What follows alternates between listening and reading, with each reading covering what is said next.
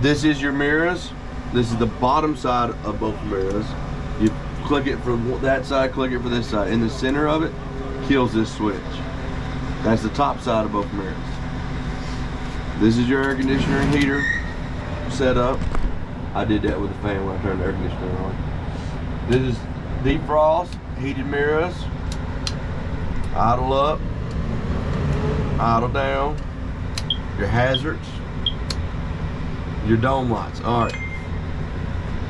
I need you to shut that door. It's not that big of a deal for you.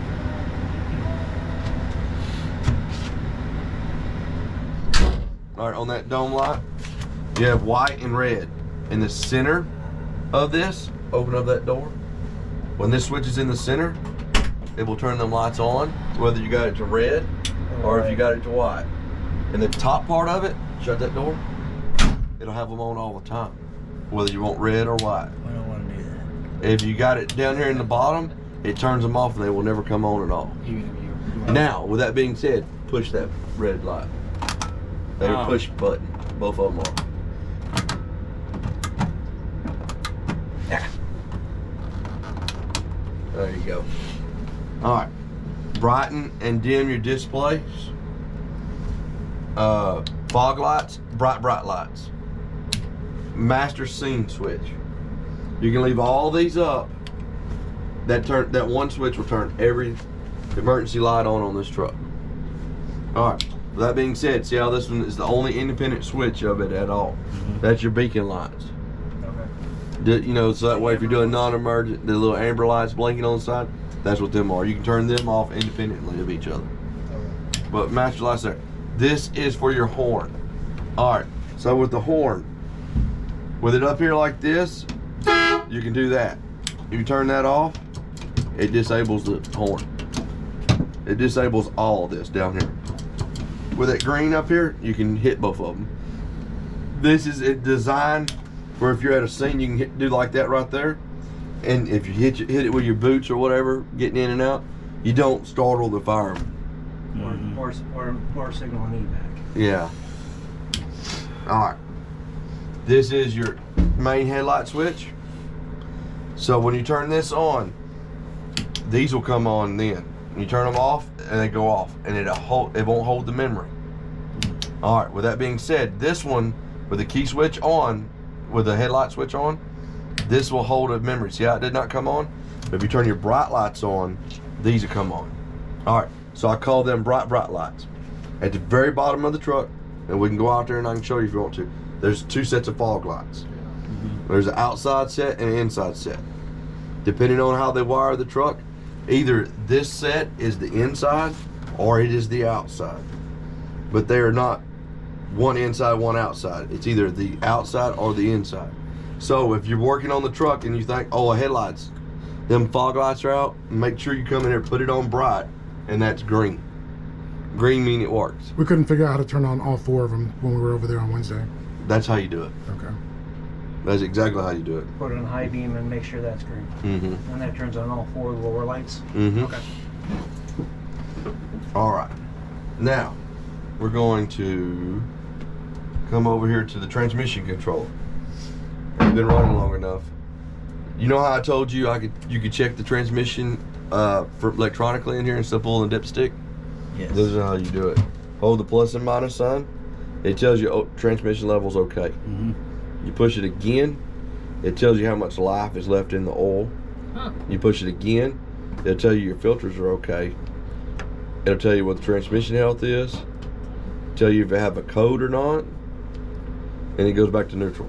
Okay. I show you this so that way you can have a problem with the transmission. You think it's wrong. You can look at this, and if it has a code, hey Judge, it's got this code right here, and I can look at it before I ever come here. I can get a game plan. Oh, it's the filters. I'll bring a set of filters and the oil before I ever come all the way over here and fix it when I get here. Okay. Or tell you it's the oil and filters, Yeah. and you can change it. Yeah. You know, I'm just trying to help troubleshoot it before I get here. Yeah.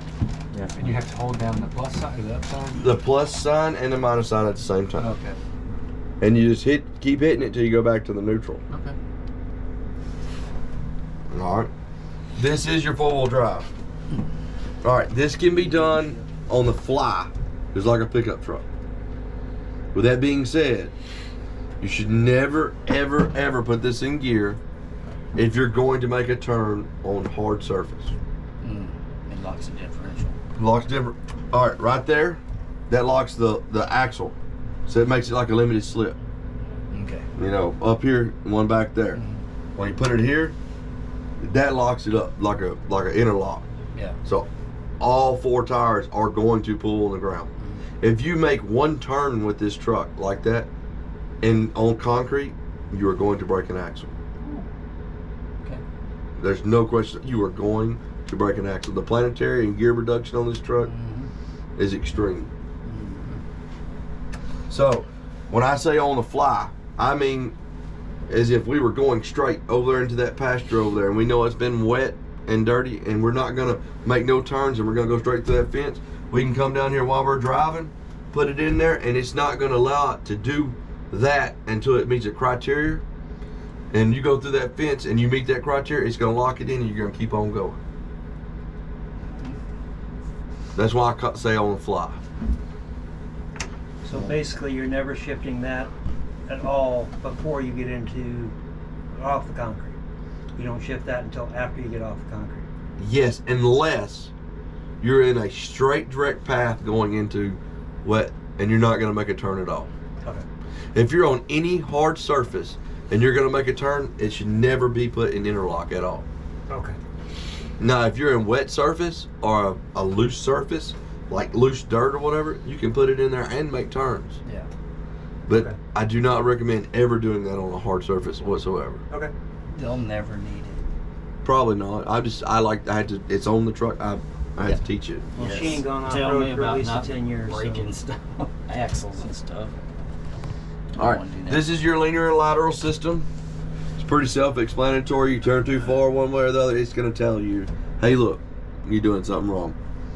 All right, on these gauges, you have your temp gauge, your oil pressure, your def gauge, and your fuel gauge. That's your def gauge right there. We need some def. Yes, sir, you do need some def. Fuel tank still full.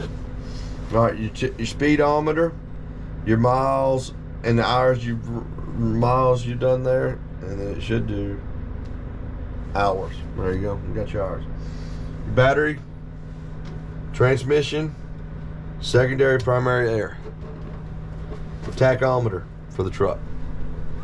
This will illuminate orange when you're in pump and roll. When you're what? And pump and roll. Which one? That one. Okay. So when I'm in pump and roll, that will illuminate to let you know, hey, look, you're in pump and roll. That's one of the tell signs. You will be able to obviously tell it, because what it's going to do is going to take power away from the throttle position sensor. It's going to make the threshold wider.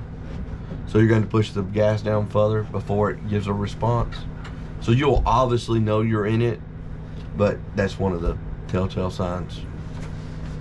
All right, in this, you can go here and push and hold this button right here, and it will take you to another screen. And you can test your instrument panel, make sure if you got all your gauges working. You can read the parameters of the truck, and you will select it. It tells me my def fluid's at 36%. My fuel levels at this, I got 50% oil pressure. My temperature is 147 on coolant. Tells you your battery voltage. It goes all the way down to tell you what your area is and everything. It's basically a digital gauge. Yes. Gotcha.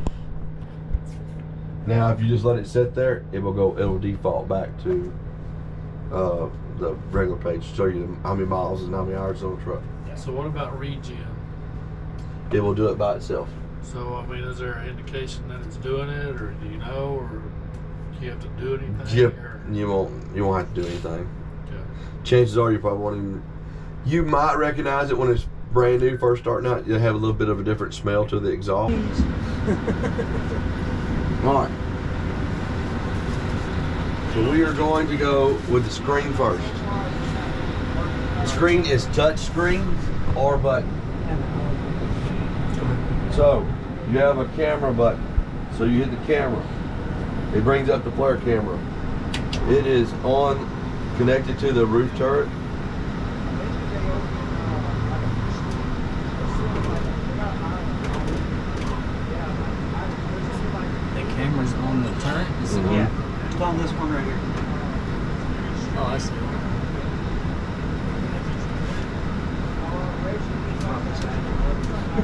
Well, they're not close enough.